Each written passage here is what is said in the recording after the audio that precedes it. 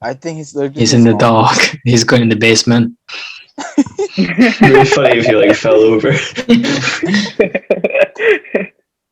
Oh, again.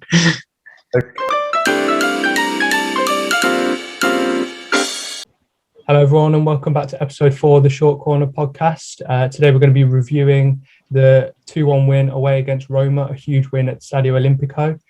Join with me, as always, is Naim. Forza Milan, guys. Samir. Hello, guys. Just want to let you know I just got the last 30 minutes. Yeah, Samir only caught the last 30 minutes of the match, so that's why some of his knowledge of the game might not be as accurate. And then Joe, of course. Great to be back as always. Finally, after a win, it feels like this podcast has kind of like cursed Milan maybe a little bit, but it's good to know that's not the case. And yeah, it's great. It's great to be back. Yeah, the jinx is over, and obviously Rid's also here, and he's going to introduce our special guest. Hello, everyone. So today we have a special guest. You probably heard his name quite a few times in the last few podcasts that we have released. Always asking questions. Great guy, great opinions. Just a lovely guy, as I said. So from South Africa, we have Farinho. So thank you, Farinho, for being here. Thank you for joining us. Thank you guys for having me. I appreciate all the good work you do. It's really entertaining content, and I recommend anyone follow you. Thank you. And for those who don't know, Farinho, I believe, is it right to say you're a graphic designer? Yeah, you can say that. Yeah. So he does some amazing work. We'll leave all of his work and socials in the YouTube description. So make sure you guys follow him.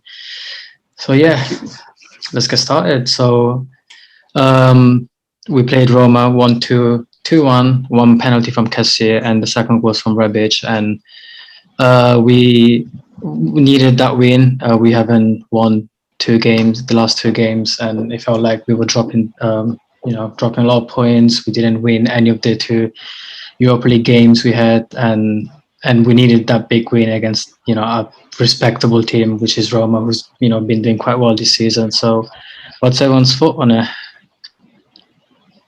Farin, you want to start since we're the guest?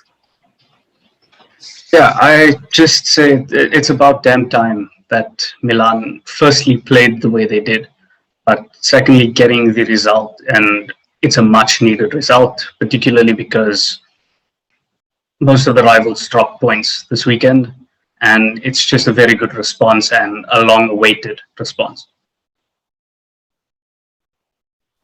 Yeah, I'd agree with that. I think that it was back to like the Milan that we saw in the first half of the season. We were energetic, we were aggressive in defence, we were strong. We looked like we were more up for it. It seemed before like we were just sleepwalking through games, but today it seemed like we really wanted it. And I think we were unlucky not to win by more. We had some lucky moments, and we were right on our luck when they had a few penalty shouts and they had a few decent chances. But we've seen Tomori was ruled offside. Rebic and Ibra got a bit of a confusing, sweaty goal and messed that up, and could have been a lot more than 2-1. So yeah, really happy overall. Big win, about time. Just one of those games where we had so many chances on those FIFA games. Or the Celtic Barca game where Celtic won by 2 goals and Barca had 1 goal, or they had all the chances, but then Celtic got away with the result. It seemed like one of those games, but thank God we closed it out the way we did. I thought, first half it was all Milan. We should have had at least, I think our viewers would agree with me, at least 7 or 8 goals first half. So we're unlucky to have not finished those chances off. But, good result. These are the games you have to win. Like Justin was saying, it doesn't depend on the derby. It's the games that come after that you have to take each game and you progress. Yeah, I thought it was probably the best we could have realistically hoped for, given the way that Milan have been playing over the last couple of weeks. Yeah, I thought it was honestly our best performance, probably maybe even since the Napoli game. At the start of the season, had a similar kind of vibe to it. I was slightly disappointed he didn't bring on Hauge, because that would have made it great. I'm not sure Pioli got his substitutions completely correct this time, but it did the job. I think Rebic was absolutely fantastic as well. He's a very strange player. He's either world class or world ass, should we say? But today he was just great. He scored an absolutely great goal, and he was fantastic in the first half. As Matt said, we should have scored way more goals as well. And I'm really happy. I mean, yeah, you mentioned how. I mean, I'm really happy with the win. Like, we did the job. That's at the end. That's what matters. The win. But I'm not really too happy with how Hauge's been handled. Like, Rebic is the left winger who got injured. You have one left winger in the bench. That's Hauge, and then Pioli brings on a central mid. I think Krunic a central mid. I still don't know where he plays, but confidence-wise, that can be good for Hauge. He's already the fourth choice, pretty much, left winger, and he's been left out the Europa League squad. So, I think everyone thought since he's been left out of the Europa League squad, he will get many more minutes in the league. And I think ever since that's happened, he's gotten like 10 minutes against Betis. I think that was it. And I'm just don't understand what's going on with that scenario with Hauge and Pioli. Most of us thought that Hauge would be the easy sub to come on when Rebic is coming off. He's the designated left winger. Leao was already on the field, I believe. So, Hauge, you have a left winger on the bench, and he brings on Castillejo. So I was a bit perplexed by that one as well. Yeah. I mean, I understand, you can say it's a bit of a more conservative approach. You're winning 2-1, you take, Rebic, who is definitely a much more offensive player than he is defensively, and you bring on Krunic, who I guess you could say is more of a well-rounded player who can defend. And I think towards the end of the game, he was basically playing as a third centre back. Like, he was just in our own penalty area, which, that's how in the end you win games. You score goals and then you have to defend, which is understandable. But I'm just, because Hauge, we can all agree he's a good player. But if a young player doesn't get minutes, then that can help his confidence. And obviously, if you don't have confidence, you're gonna get worse. We've seen him so many times with so many players. So I'm just hoping Hauge gets some minutes, like against Udinese, who, with all respect, Udinese is not as good of a team as Roma. So I think those are the type of games you have to experiment a little bit and throw in some players that wouldn't get minutes normally. Yeah, and you mentioned the Napoli game as well, and there's the argument, like you say, to bring on someone like Krunic, who's a bit more defensively solid. But then Hauge in that Napoli game, he was perfect on the counter and he got that goal. So there's the argument, yeah, fair enough. You want the experienced head, someone who's experienced in Serie A like Krunic. But then it's important to not forget that Hauge on the counter-attack, ground like a big ground like the Olimpico or San Paolo, like Hauge can do a job, and he's shown that. So because with Pioli, I don't know what's happened. I don't want to read into it too much or create some sort of fake drama or fake beef, but like there's the excuse that Krunic is more well-rounded, and then there's the excuse that Krunic is more versatile or experienced, but like those excuses aren't valid when there's evidence in the past that Hauge is okay for these roles. And yeah, it's just disappointing that someone who's like, there's been loads of bright spots this season, but it's a bit annoying to see this one just kind of fizzle away when we could really use it, and we could really use him and take advantage of a really good season. But yeah, it's just a shame that he's not getting this regular game time that we were hoping for.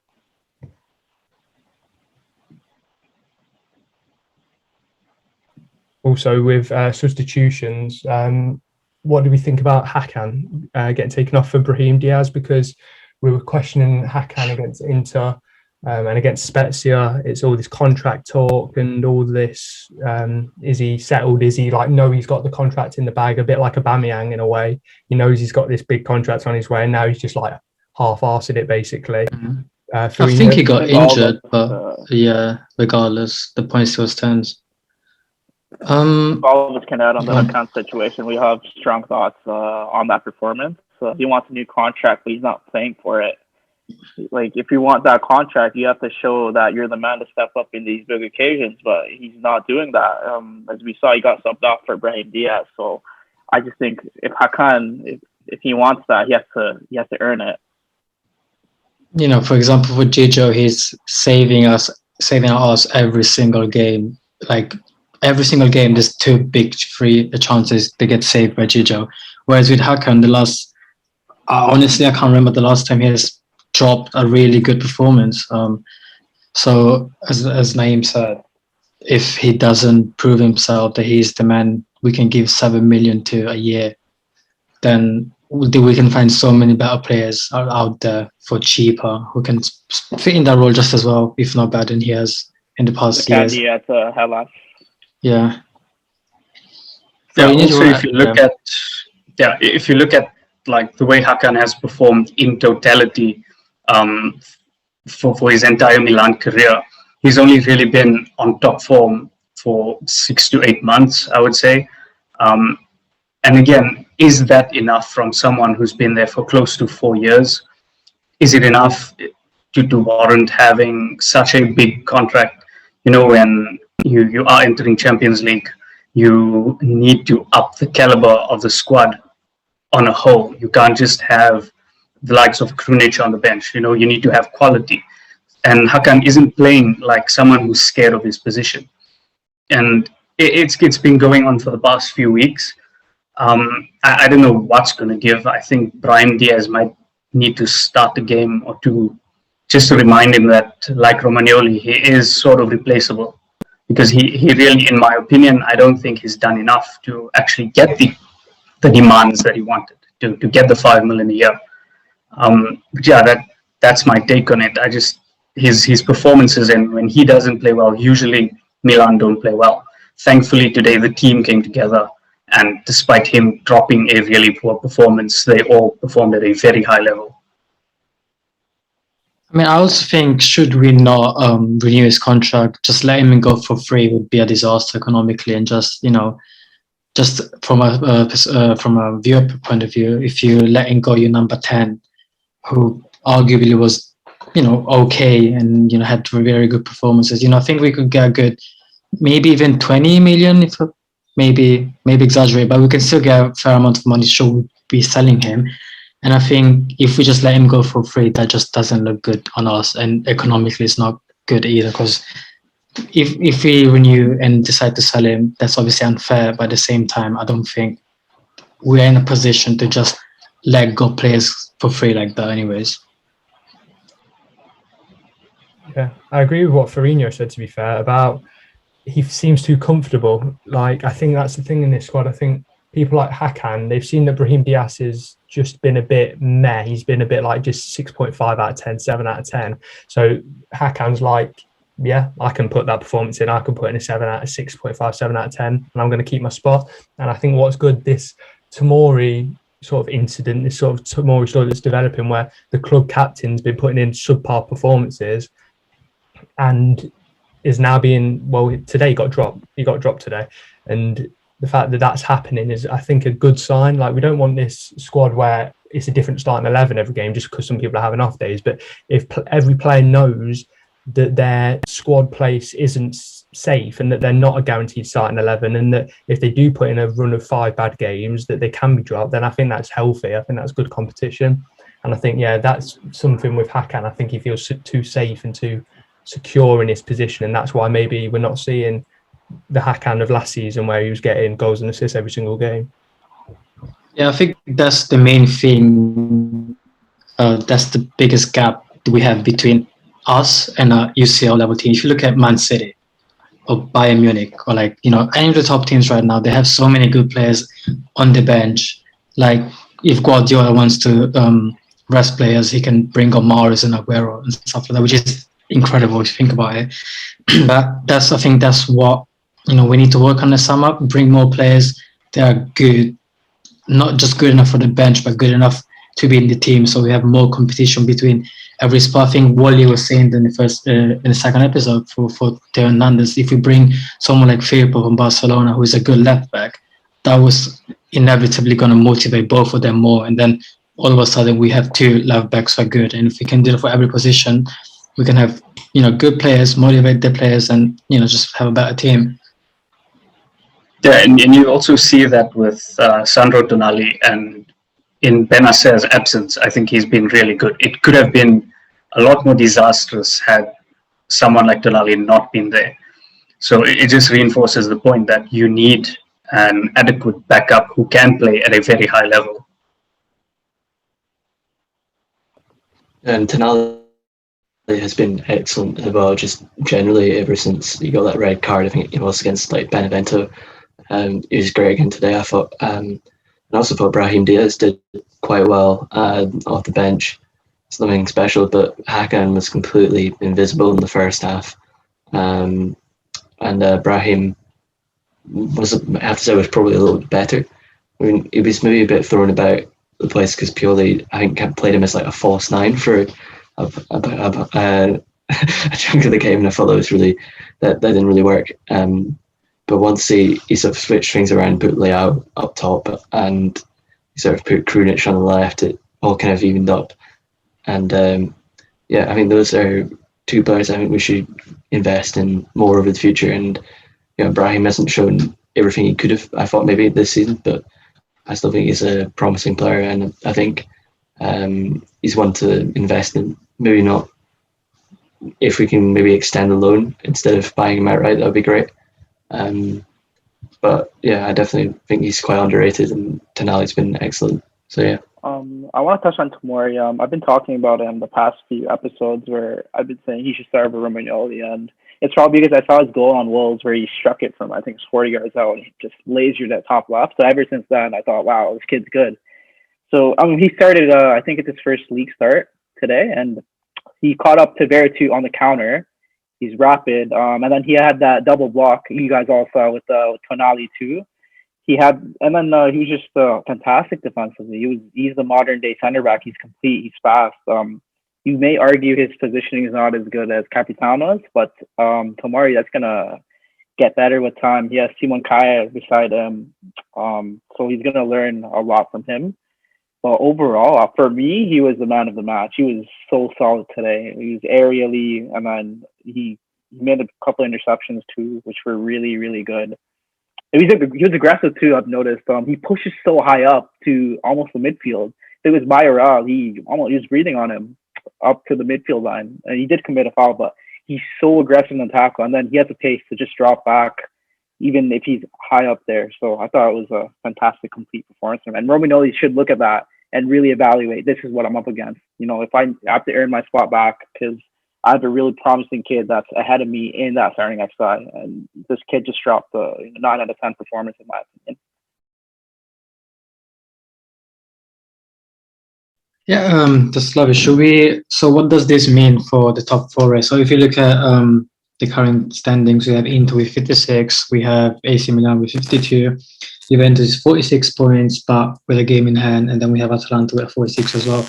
So currently we have an 8-point gap between second and third, but obviously Juventus has a game in hand. So worst case scenario, you would have 3-point gap. Juventus will move up to 49 should they win with Napoli whenever they play it. So what does this mean? Obviously this is good. We need this win, and this reinforces us being on the top four right now. And I think it's a good win, as I said. And if we can keep the momentum, there's no reason why we shouldn't even finish second. I think we have the means to finish second. Like Juventus drew against Verona. Like clearly they're not as good as they've been in recent years. I think this is a good thing. So what's the thoughts on top four and this game's impact on making it top four?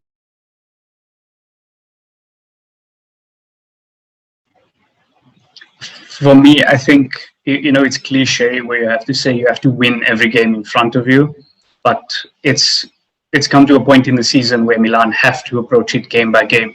I don't think it's wise to wonder about what Juventus are doing, what Roma are doing, and even what Inter are doing. It's just you have to approach each game with the same tenacity, same composure, same mentality as we've seen today versus Roma, and evaluate at the end of the season. Because if they play the way they played now in this game against Roma, I don't even see why they can't, they might actually end up winning the Scudetto at the end of the season. We don't know that. Of course, every team will have their slumps.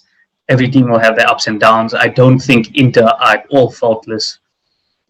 We saw in the Inter game also Milan could have gotten into the game. Had they scored, it might have been different. So it's still difficult to tell for me. I just think that the team should just approach it game by game. and see where that gets them.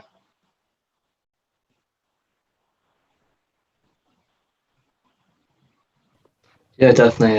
I think it was a huge win, particularly just to show that we're still in it.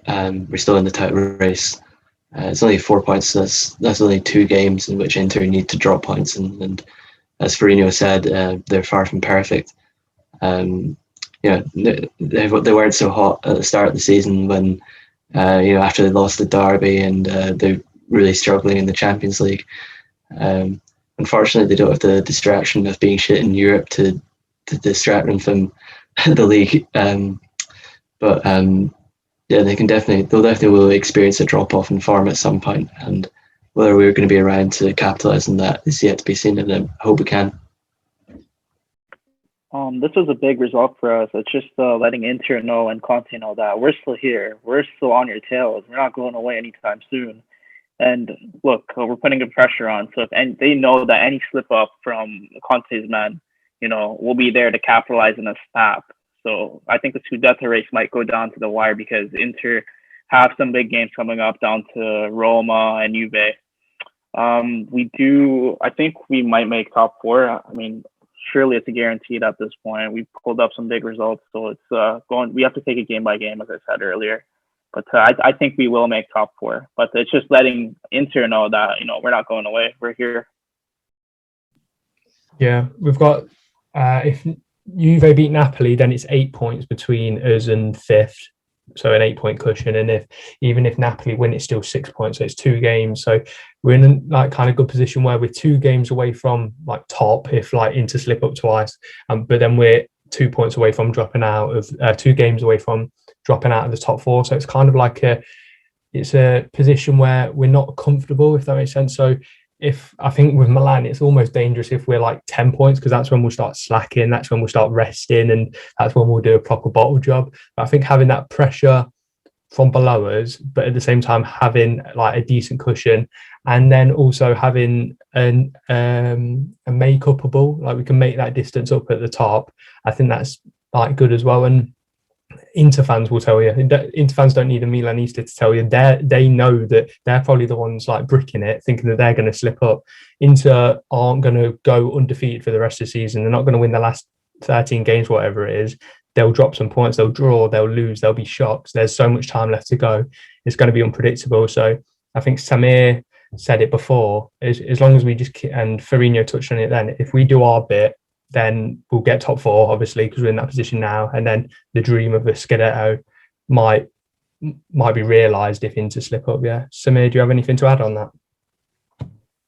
Yeah, like I said before, if we keep on winning with smaller teams, still possible. As for Inter, if Lukaku is injured, I think they're kind of done. We're used to playing without Zlatan, Hakan, half of the team were missing, for the last 2 months. So we're kind of used to playing without the main starters. As for Inter, I think if Lukaku is injured, they will be slipping away. And I think with this match, we have a head-to-head with Roma. If we have our head-to-head with Napoli, Napoli, and against if we can win our Juve match, I think we can, with our full team, I think we can get top 4. Yeah, definitely. We've put ourselves in a really healthy position with the good start we had, which means that we've afforded a little slip up. We've had the derby loss, we had the derby loss, and we also had the Spezia loss. So then, we're in a position where we can drop a few points and still be safe. And it's not like if we drop 1 point right at the top 4, and if we win 1 game, we're going to win the league. There's so much time left. So yeah. And from the league table to our predictions table that we started the other week. So last week we all got none because we all predicted a Milan win, and we got battered 3-0 by Inter. But this week finally we got some points on the board. So I said 2-2, so I got no points. Naim said 1-1, and he got no points, obviously. Rid and Samir, however, get 3 points because they both predicted a 2-1 Milan win. So those two are going to be joint top. And then Joe gets 1 point for just getting the right score.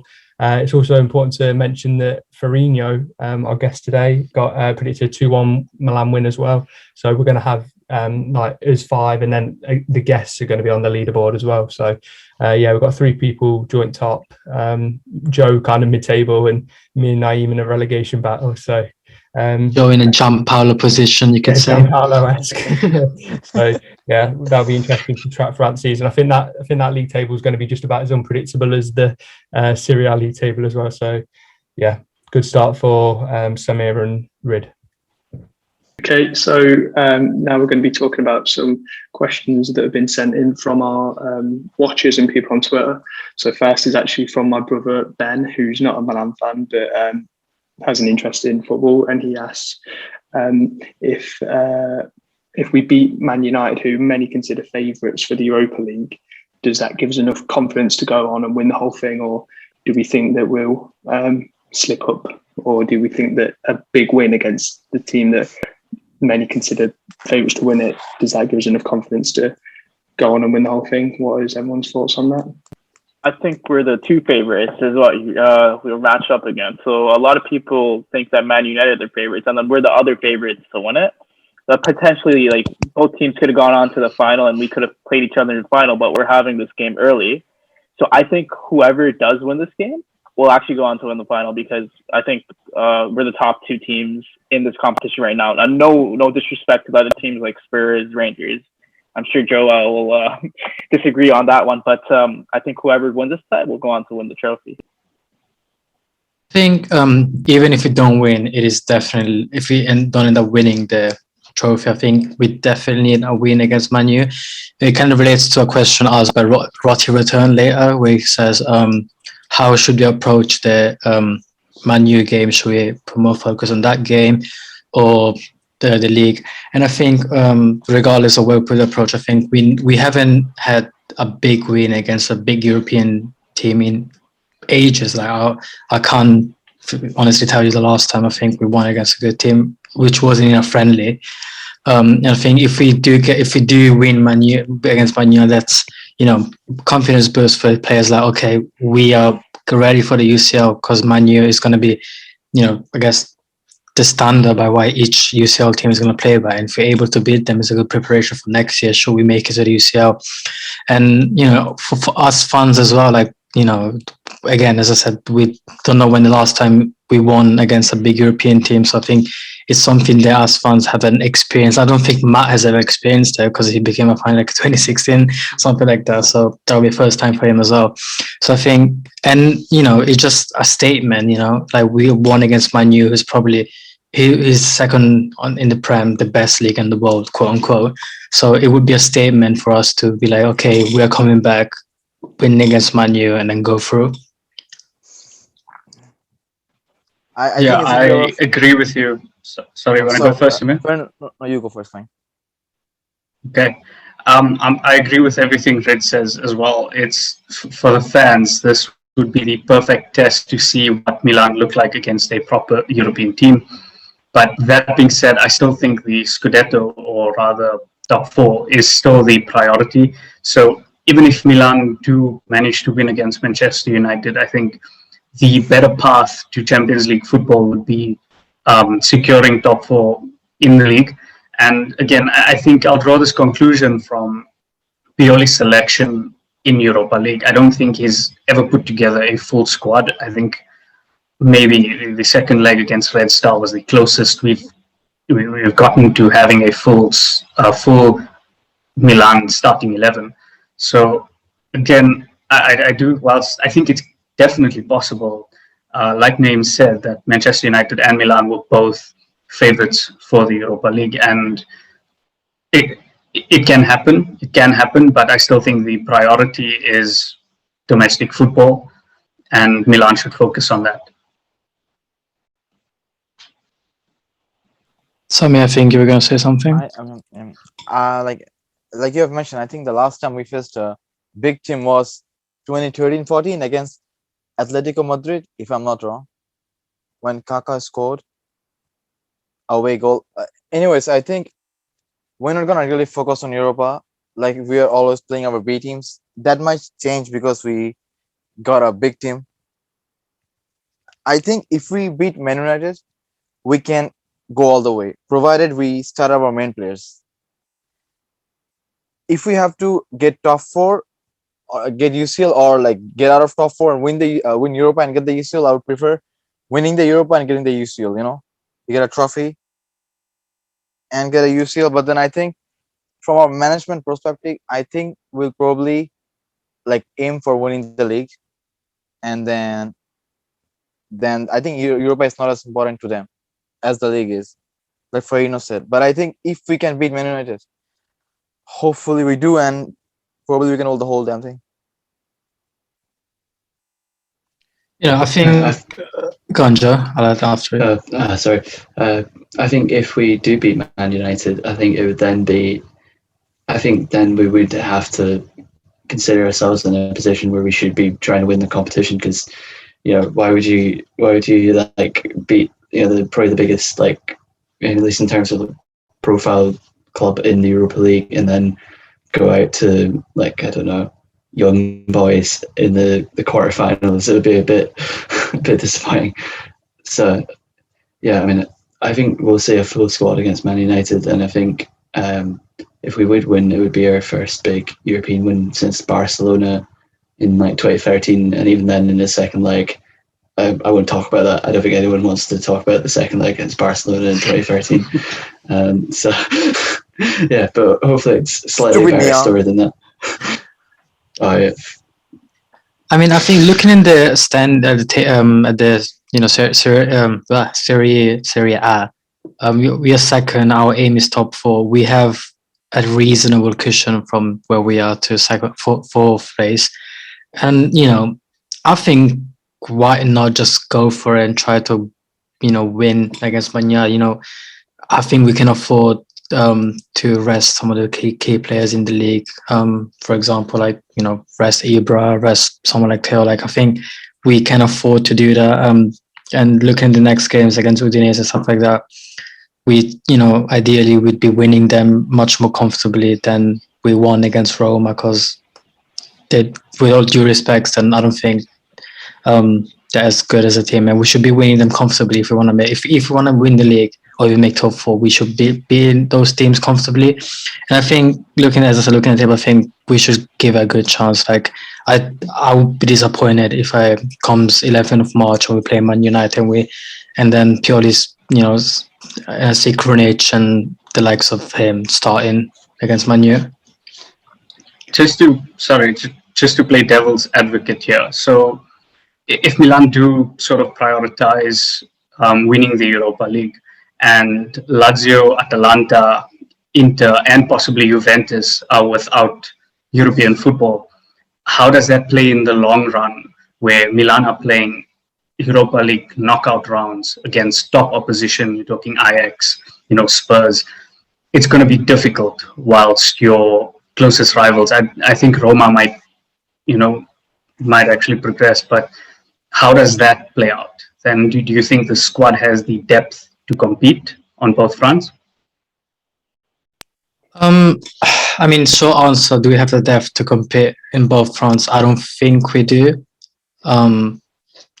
As depressing as it might sound, I think Juventus, Inter, they both have better teams than us. They have more depth. Obviously, Inter doesn't have European concerns anymore, and we can clearly see it, because ever since they got knocked out of the UCL, they've been playing much better in the league, and you can see they only play once a week, and they can start the starting 11 every single week without worrying about who needs to rest, because they haven't played in a week. But yeah, I mean, I would love to say we'll be able to do very well in both fronts, but it looks unlikely. And as I think, by what I said, I think it feels like I would like to prioritize the ECL, Europa League, which I don't think we should. But if let's say we do really well in the first leg against Man United, I'll probably give a second thought if it was purely in the management. Just quickly, are we home or away in the first leg? Away. Old Trafford, yeah. Yes, I think if we go there and I think we should play our strongest team in the first leg. Because then, say we get 2 away goals at Old Trafford, then that means that we're in a like strong position, and then we'll know like, oh, can we maybe play, I don't know, Krunic instead of Rebic, or can we play Mandzukic instead of Ibrahimovic? I think the worst thing to do would be like play a B team in the first leg, and then like we've like kind of threw the tie away before it's even started. And to go back to Farinho's question, I think it sounds silly, but when I play Football Manager, what I do is when I'm playing in the Europa League or Champions League, and I know Pioli doesn't need my Football Manager tactics, but if I'm playing against, like, say I've got Man U, and then at the weekend I've got Crotone, for example, then I'll play the big team. I'll play our like strongest team in the Europa League and rest of the weekend. But obviously, if we've got Man U midweek and Inter at the weekend, for example, or Juve at the weekend, then you might rest midweek. So I think it all depends on the games we've got surrounding it. If we've got a tough away game following the Man U game, then that's going to be like. But if we can, like, it depends on the fixtures that surround the Man U game. I've not actually checked it, but if we've got a tough game at the weekend, then maybe rest in the Europa League. But if we've got an easy home game, like on a Sunday after the Europa League game, then I think just go all out in the Europa League and then trust our backups against Crotone, for example, rather than Man U. That's how I'd look at it. Just it's a bit off topic, but I think Tomori should be defending against Rashford because he's played against him in England in the camps and in the Premier League. He knows Rashford's quick. Tomori is just as quick. So, when I saw that fixture, I thought, oh no, Rashford's going to torture Romagnoli. It's going to be bad. So, I think for both legs, I think it should be Tomori that's playing in those games from the get-go, because he knows these English players in and out. He knows their moves, what they do, their strong foot, all that, nifty stuff. So I think he should be playing from the start.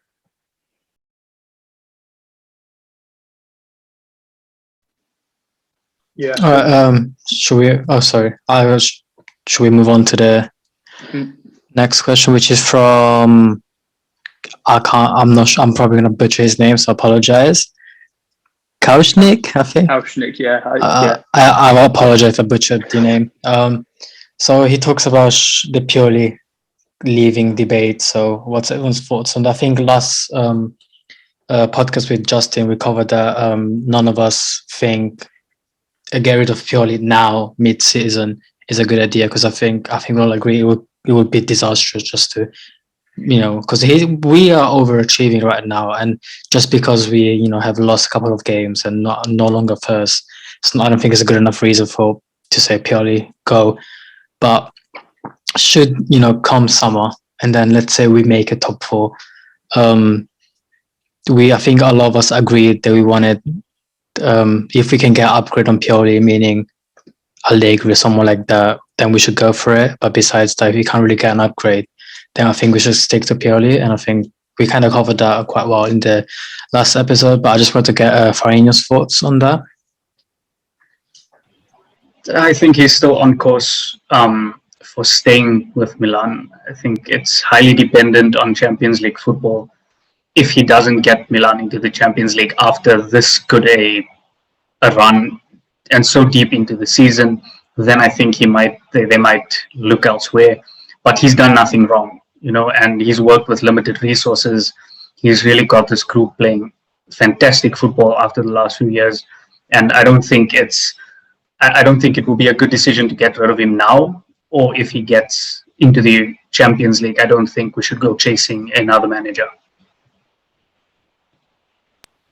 So do you think Pioli would be the ideal manager to have for the UCL next season? Ideal.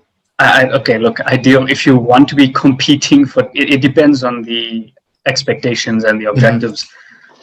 So I won't say he's the ideal manager, but it would be senseless to chop and change. He's built something here, and you allow him the chance to actually go into Europe, get the guys used to playing Champions League football before Milan start dreaming of perhaps winning the thing. So I think just give him the benefit of the doubt, see how it turns out, and approach it later on, or cross that bridge when you get there.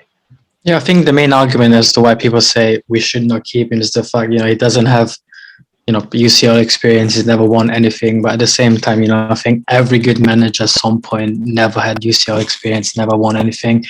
And obviously Pioli's been, around for a while. I'm saying he's a newcomer manager, give him a chance. But I think I can understand why, Farinho saying that, he has definitely built something. So maybe, carrying it off halfway when he's doing clearly this will be good might be I not good, think not that ideal. Pioli has showed.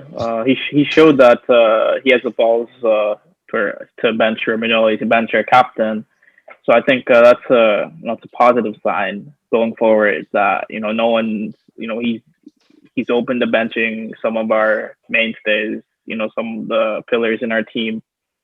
So maybe that's a good sign going into Champions League. That you have to be looking over your shoulder. So today was a really, really crucial day for Pioli's managerial career, because I think most of us thought, Friday, Thursday, that Romagnoli would be starting with Kaya again. When the lineup came out, that was not the case, and he did good there. Guys, even I believe the Pioli talk is crazy right now. We are second, only 4 points behind. I don't know why is everyone talking about sacking him. If we get out of top 4, he should be 100% gone. If we stay on top 4, like which was our objective starting of the season, he should stay, definitely. And he made us play a beautiful game. Like last year, we played so good. Like everyone improved with him. So I think we should give him benefit of the doubt, and I think he can do something.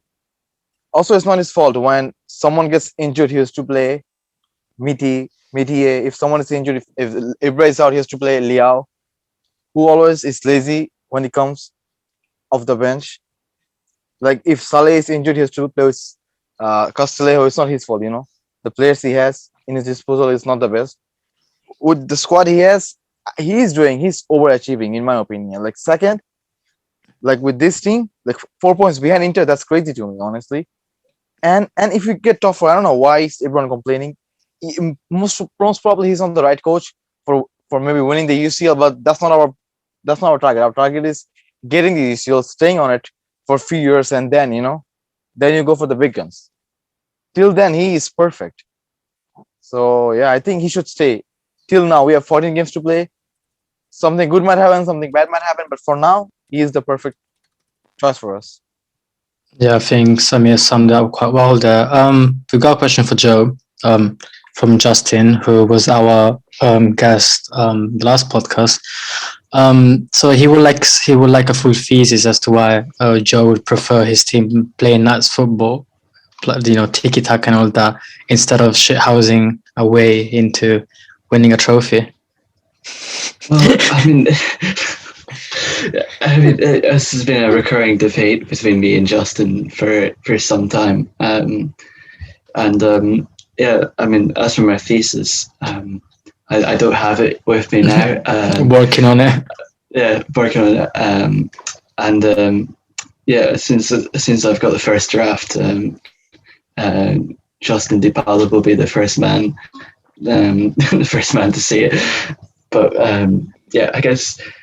However, I think my point really about this really is that I don't think it's possible to win everything or win trophies if you're not playing some sort of good football, at least anymore. I mean, you've seen the likes of Mourinho and even Simeone. Yeah, Simeone as well. Yeah. Sorry, very tired. I've forgotten how to speak words. If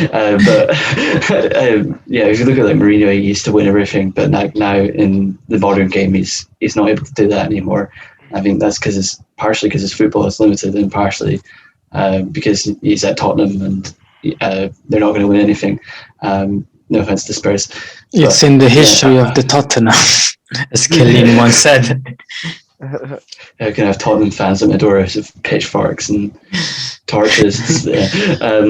But there isn't many Tottenham fans in my opinion. Maybe where I am, there might be more, but Yeah. But guys, but Allegri did win playing defensive, didn't he? He most of his won in his last years was 1-0, 2-1, like somehow winning it.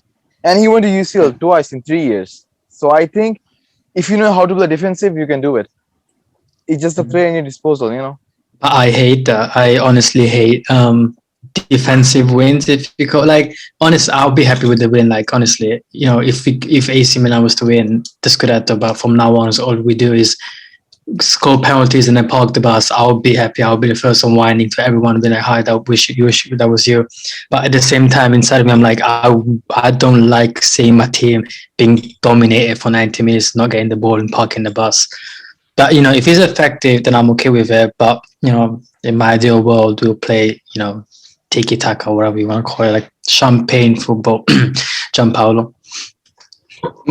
Yeah. Yeah, nice take there. So, yeah, I think for Allegri, he was always considered like, I think at the time when he was at Oh, there he goes. I don't think they was fully appreciated, if you know what I mean. Yeah, no. Juventus fans, and now they've got Pirlo, and he's clowning around. I think it's a different story. Gianpaolo's unemployed now, isn't he? Just got sacked from the Torino job. Is it? Yeah, I mean, I'm not his agent, so it's not my problem.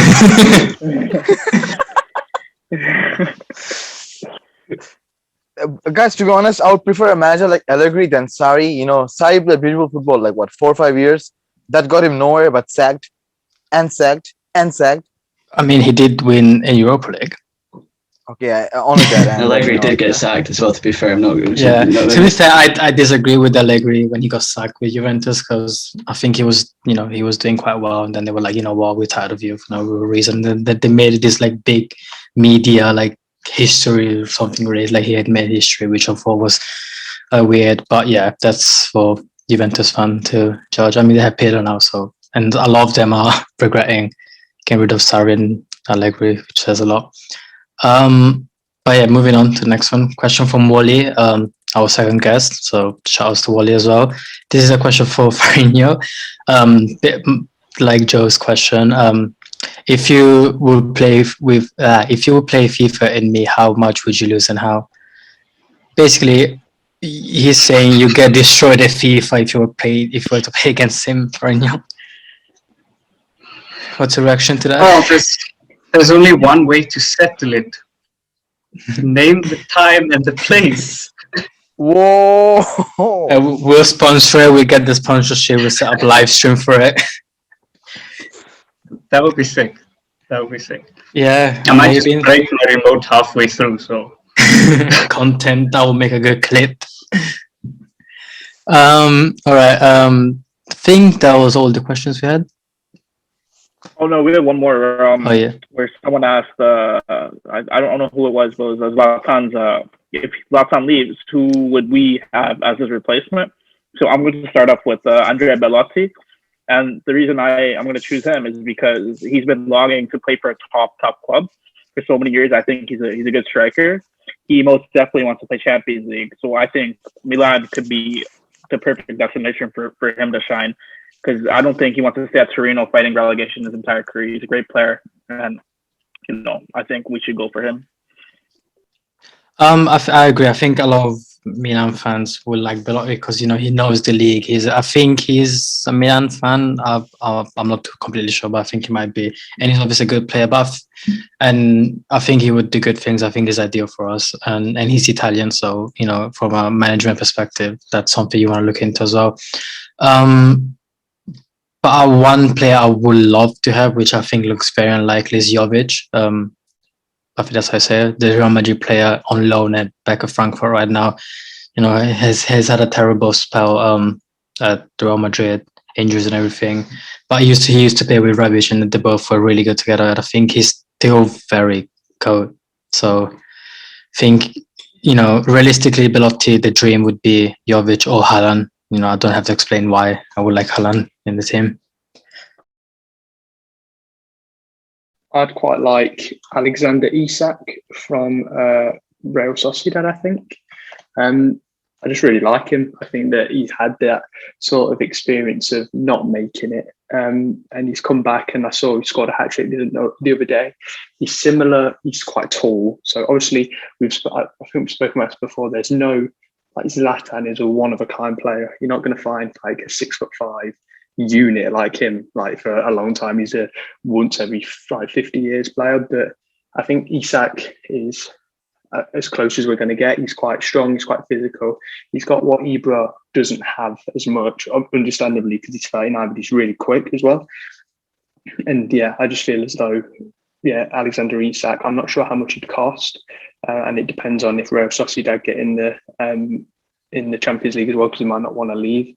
But yeah, I think that if we can get Alexander Isak, I think that might be a nice option that might not be as expensive as a Haaland, for example.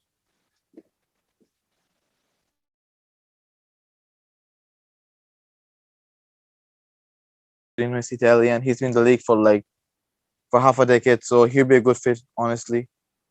Yeah. And I think the dream signing for me would be Holland, but it's obviously very unrealistic. I'm sure it's financially possible, but also at the same time, it's probably not advisable. So besides from that, I guess I really like to see Odsonne Edouard from Celtic. He's a great player. He's had a bit of a shit season this year, but I think that's partially, there's lots of things going on at Celtic that have contributed to that. But I think he'd be a great fit in Serie A. So him maybe, and I like Belotti as well. So, and honestly, Zlatan is still playing at the level he is right now. I don't see why we shouldn't renew him. Aaron, are you gonna say Steven Pienaar out of retirement for our new striker? Not a chance. And I could start up front. I mean, I'm just teasing. Realistically, though, I think Belotti would be the best possible option. I'd even like to see Immobile. You know, it might be a good idea. The Isaac transfer, I think that might be far too much. Milan might look to bringing a right winger. I think they prioritize that. But yeah, the realistic and I think the easiest option here is Belotti. So, like we do with every guest, we have Farinho, who's from South Africa, which geographically is far from where we are and far from everywhere our previous guests have been, very down south in the world. So I just wanted to ask, first of all, how did you become a Milan fan and your top 3 players ever? And then if you could go into, how football is viewed in South Africa and just, having experience of South Africa and the 2010 World Cup as well. Whatever you want to say. Go on. Yeah, well, I only started watching football in 2006. At that stage, I just saw Ronaldinho and my mind was blown. But I really fell in love with football when I started watching the 2006-2007 Milan Champions League campaign. And at that stage, my favorite player was Kaká. So ever since then, I've been a Milan fan, sometimes for better, sometimes for worse. So there's that. And then I think my top 3 Milan players, is it like top 3 greatest, top 3 favorite? Oh, your favorites, your top 3 favorites. Can be anyone. Yeah. My favorite, I think, would be Shevchenko, El Shaarawy, and Kaká. Yeah. I just really wanted El Shaarawy to succeed, and of course, Kaká is Kaká at the end of the day. And then what was the third question? What's football like in football South like Africa? in South Africa? Because I think a lot of people, if you think of football, they associate it immediately with Europe, and it's not don't think it's as popular as everywhere else. And the 2010 World Cup experience, if you had the experience, and how was it and stuff. Yeah, just to put a disclaimer, my dad sold my World Cup tickets because I messed up in school. So that was my punishment. Yeah, I understand if it's a touchy topic, we don't have to go over it. No, I 100% deserved it. So I'm not pressed about it at all. But yeah, I think football or soccer in South Africa is the most popular sport. But in terms of what we view, a lot of it is the English Premier League. I think it's been that way since the 70s. English football has been a very big part of South African football culture. So like a lot of my friends will support Man United, Chelsea, Arsenal, Liverpool, like that. So it's very rare to find Milan supporter down here. But yeah, it's the level of football isn't too high. I don't know if you see on Twitter those videos where the guys like to fuck around on the ball and dribble, and you know, that's what South Africa is known for. So I think the talent is there from like a grassroots and development point of view, but a lot of players will go to European academies. So Ajax, Borussia Dortmund. I know there's a guy playing for, I think, Rangers. There's one who plays for Leicester, so it's quite cool. Yeah, that's lovely. Yeah, I mean, okay, well, we have one more topic we want to discuss before we wrap it up. Well, I actually want to ask Farinho a question before we go. Oh yeah, go for it. Shabalala, however you say his name, scored that goal. Where were you and how did you react? Simpiwe Shabalala. Yeah, so everyone was pumped for that, right? Like, you have to understand, you come home after school, you're sitting and you're waiting for the game to kick off, and the whole day before that, you're hearing the vuvuzelas, people are walking around with that hats, the makarapas, you know, and when he scored that goal, there were hooters, screaming, cheering. It was pure noise, and I think regardless of where you were in South Africa that day, you would have heard the cheering. It was a big moment for the country, and I think given its past, from a political point of view, it was an even bigger moment that, you know, Bafana are there on the big stage and have just gone ahead in the opening game of a World Cup. So yeah, it was crazy. It was crazy. I was also screaming and running on the street. So yeah, understandably so. Brilliant. Do we have any more questions for Farinho? Is that all we have? I'll take this now. So we have one more topic we want to discuss. Bit heavier topic than everything we've discussed so far. So a bit of backstory, which was nicely provided by Matt. So this is obviously about the Lebron James, Ibrahimovic back and forth about political involvement and everything like that. So Matt, do you just want to give us the backstories a little bit?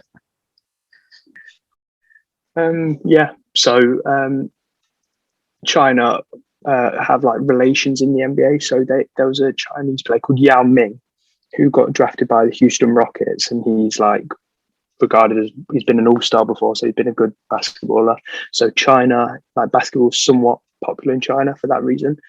And then there was a Hong Kong protest for like independence and democracy in China, and the Philadelphia 76ers general manager, which is like director of football, I think, like the equivalent, he said that he supports the democracy of like what Hong Kong are protesting for. And obviously China, being a fairly like totalitarian state, they were against that, and they went to extreme lengths basically and said that like they're cutting ties with Houston Rockets and the whole Yao Ming sponsorship sort of thing. And they said like, we're not being anything involved with the NBA. And then there's like sort of like a savior sort of thing. The NBA were like, okay, LeBron, you're our most famous player. Like, you're like regarded as like top 2 players of all time. We need you to come out basically and backtrack and like dig yourself out of the hole, dig the NBA, the whole of the league out of the hole. And yeah, he was basically saying he just kind of in a way stuck up for China, which is like regarded as a bit of a bold decision considering like what that state stands for in some ways. And yeah, I think there's been a bit of confusion that people are saying that Ibra was angry or disappointed at LeBron for getting involved in Black Lives Matter, and I don't think that's true. I think the event he's referencing is this whole Chinese genocide stuff in the Hong Kong like dictatorship and all that. So I think it wasn't anything to do with Black Lives Matter. I think what Ibra was saying to LeBron, don't get involved in politics halfway around the world that you don't know anything about. So yeah, that's where the debates kind of come from. And yeah, Rid, if you want to explain like what's kind of been said in interviews and on Twitter and since then regarding that. Yeah, so from what I can remember, Ibra released as Matt said, an interview where he was pretty much saying if an athlete just, stick to doing the athlete because that's what you're good at, and, there's no reason, you don't have to go into politics just because you have that sort of status. And then LeBron obviously released another interview and he was saying stuff like, he's doing it for his people. He thinks there's a need for people who have status to, especially if they come from like a challenging background, to like be sort of a figure people with those background can look at and be like, this is a figure I want to be like, and help. And obviously, if you have been, I think his main point was, if you have a platform, then why not use it for something good, and letting people know what's right, what's wrong, where you stand with things. I think he kind of, I think he mainly tries to avoid the China drama that was going on, because obviously I guess that doesn't look too good, because he pretty much came out and kind of said, support China. I'm not saying he said he supported the genocide and everything, but from a media perspective, I would have expected him to be like, listen guys, this isn't cool, because he's LeBron James. Like, the NBA is not gonna let him go just because they disagree with him. It's like saying, boss Cristiano Ronaldo is gonna get kicked out from Juventus just because he said something, Nedved someone doesn't agree with. I mean, he has the status to make a statement, and if he makes the statement, everyone else in the NBA has to pretty much follow it, be okay with it, because you can't kick someone like LeBron James out of your franchise or the sport because income, economic, all those reasons. And I believe LeBron hasn't taken the right stand there, but at the same time, I do agree with what he said. If you have a status, you have the power to make a good impact on society, let people know where you stand in social issues and stuff like that, which I think is important. And I think the way Ibrahim just said it sounded like he was just kind of telling him off for being like, you're a basketball player, that's all you can do, don't branch into anything else.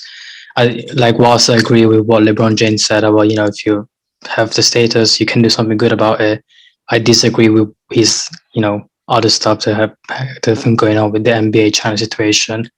But yeah, what's everyone's thoughts on that? Well, I mean, in terms of the basketball stuff, I honestly don't follow professional basketball whatsoever, so I don't think I can have an informed opinion about it.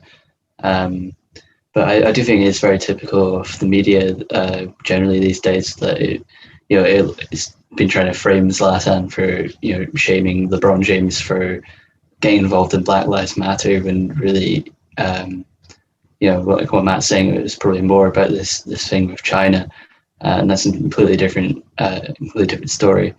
But yeah, I mean, generally, I think athletes obviously they have a lot of influence, and their opinions can be very impressionable to people. I know if I was very young, I mean, when I was young and following Milan, Zlatan was playing for Milan in his first spell, and he was one of my favorite players. But then if he came out and said something, I would probably instinctively think, oh, if Ibrahimovic is saying this, then it must be legit. But so it is debatable whether athletes should use their influence to get their views across to impressionable people. But at the same time, they are humans like us. They've got every right to express their views on whatever they want to. Because we do live in a world where most countries in the world, we have the privilege of freedom of speech. So, it's very controversial, of course. But I think given the context and knowing that it was slightly different to the way that these big media companies have been trying to frame him out. Particularly I think it was ESPN that have been trying to make him look like a white supremacist for a while. Particularly after the whole Lukaku thing. I thought that was even more ridiculous, because it was quite clear that he was talking about something that they knew they had it was because they'd worked together at Manchester United, and they had like a sort of running, not like a running joke, but like there's context to it. There's more context to it than Zlatan being a member of the KKK, and which he clearly isn't. I think he's worked with so many, in so many countries, and Zlatan as well as an ethnic minority. growing up in Sweden, it'd be hard for me to see him as a racist. So yeah, I don't know if anyone else wants to elaborate on that. I think that from my understanding, Zlatan was talking about this issue from a neutral point of view. He's talking about both sides, where you can't use your platform to say these things. So it's like if Tom Brady said, "Go vote for Trump," vice versa. No matter what your political opinion is, I think Zlatan was saying, no matter where you stand, you just can't use your platform to endorse votes or something like that. So I mean, I do see his points, but then again, he's always said his mind. We've known this over the years. It's nothing new. He called up Pep Guardiola before. He's always spoken his mind, and he's always true to himself, which is what I like about him. He's not mincing his words. If he says something, he'll do it. When he said we're gonna go challenge for the Scudetto, I didn't doubt him, and look where we are. So. Personally, I don't have I'm not going to take a stance on these issues, but that's just from Zlatan's perspective, that he's taking a neutral ground in these issues, that you can't really go around endorsing the hard left or the hard right. I think for me, in principle, Zlatan was wrong, and in principle, LeBron was right. Not to support what LeBron is saying, but I do think when you are an athlete with a massive platform, you can affect positive change by raising your voice and raising awareness on issues that matter. And like Joe said, at the end of the day, they have that right to voice their opinions. Some people might think it's stupid. Obviously, if you calling for things like violence, it's a completely different story. But Zlatan needs to realize that these people have power. And if you are casting issues that plague communities and societies, and you are trying to challenge that and trying to almost create a dialogue about it, that is a good thing. And I think more people should do that. So instead of calling athlete A out for only addressing this particular subject, why aren't more people talking about things that are central to their struggle and things that matter? That's the way I see it. And I mean, go on, Samir, go on. I think it's blown out of proportion. I think Zlatan meant it like more for the China stuff rather than BLM. And I think media outlets have problem with him since he started playing football. And I think the US based outlets hates him, since his LA time. He kept on saying he's bigger than LA, he's bigger than US. I think they have a kind of hatred against him. Like the Lukaku voodoo shit. Like it didn't really, everything he does, they make it, they say it in a way, so it makes him look like racist. I don't think he's just talking about the BLM matters. I think he was kind of like shading on the China stuff LeBron did. See, I get LeBron's point. If you have a platform, you should say what's right, what's wrong. You have the power. I also get Zlatan's point. Like people are like someone famous has power to pursue people, like pursue kids, because celebrities have lots of power. They have the persuasive power. So I get Zlatan, but then LeBron kinda did. If the interview did ask LeBron about the China thing, he would get stuck. I feel like he's being a hypocrite. He's fighting for BLM, and on the other side, he is supporting China when they're literally committing genocide against millions of Muslims. So I think he's being a hypocrite here. Like, you can't fight one way, the other way, just turn your back. I think he's just grabbing the cash and running away, honestly.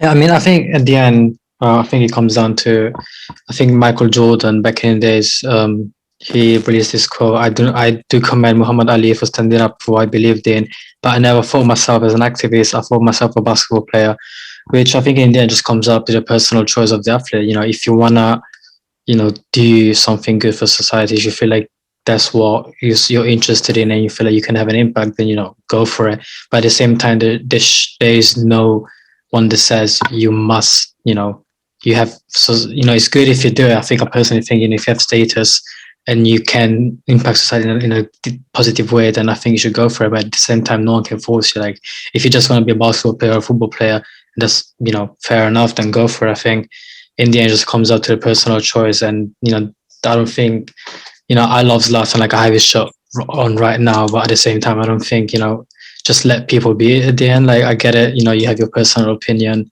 but I wouldn't personally attack, I wouldn't, if you said, I don't take part in politics because that's not my thing, then fair enough.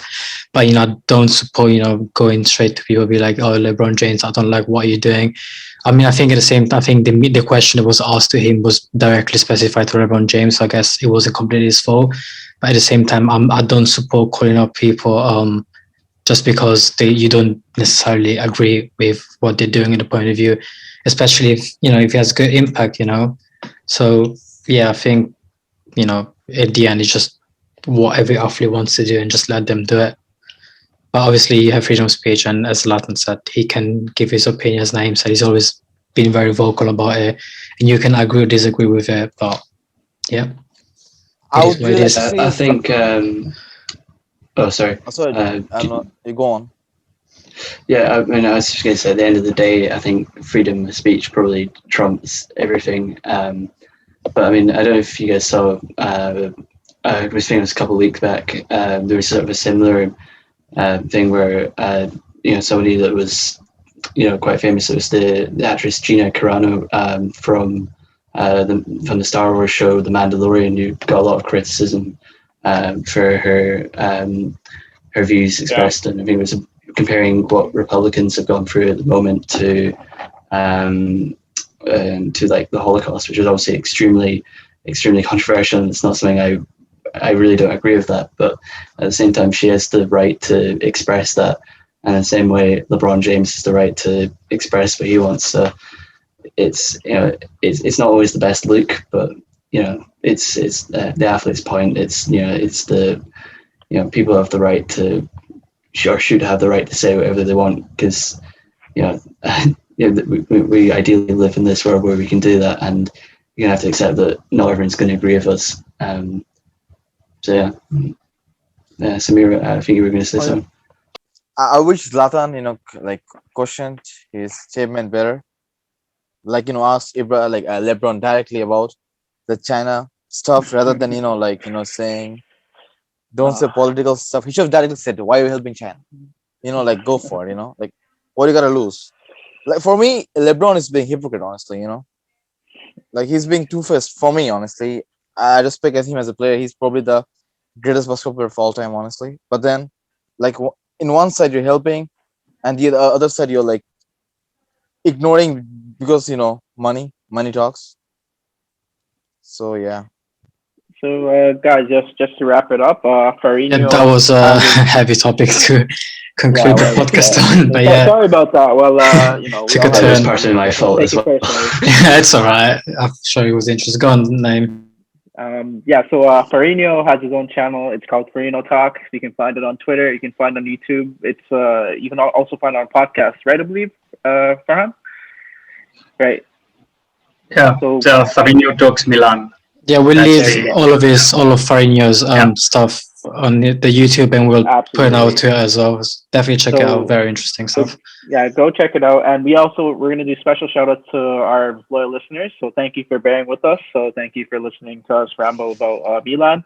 So shout out to Doa and Adri. Shout out to my friend Moby. Thank you for listening to our episodes. JC, Wally, thank you for coming on and being a guest. We appreciated that. Justin as well for making some very, very good points. We'd love to have you two on sometime later. And thank you, Farinho, we loved having you here. Thank you for chatting. It was an absolute pleasure. You. And as well, yeah, it was a pleasure having you. And as well as Matt's brother Ben. So thank you for your lesser opinions, Ben. And also thank you to everyone else who doesn't comment, doesn't make it apparent, evident that they're watching, because we get quite a lot of views, surprisingly. We get a lot of questions, we get a lot of interactions on Twitter, and a lot of questions. So shout out to everyone who's been giving us constructive criticism, tips, advice, making points, questions, just anything that has made this happen. So thank you very much, everyone. I think as well, we just, if you guys have things like tips or advice or things you want us to do or not to do, always make sure you say that, because we're all, I mean, I think we all like to think of ourselves as quite approachable, so we're not going to be mad. So yeah, Runs for the 30 rest of the minutes about criticisms. politics. Oh, don't get mad. Don't worry. Yeah, Matt, trying to wrap it up. Yeah, so I think this has been another good podcast. Of course, thank you to Farinho for coming on. As we said, we'll leave all of his stuff in the description, his Twitter, his YouTube and all that. Thanks for coming on, been another great guest. Good discussion about a really big, huge, significant win in the league for Milan away against Roma 2-1. And yeah, covered loads of topics from the Zlatan Lebron debate to Pioli and everything in between. So yeah, thank you everyone again for another good episode. Been really good, enjoyed it. And yeah, thank you Farinho for coming on. Yeah, see you next time. Thoughts on Milan. Thank you, everyone. Milan, guys. Bye bye.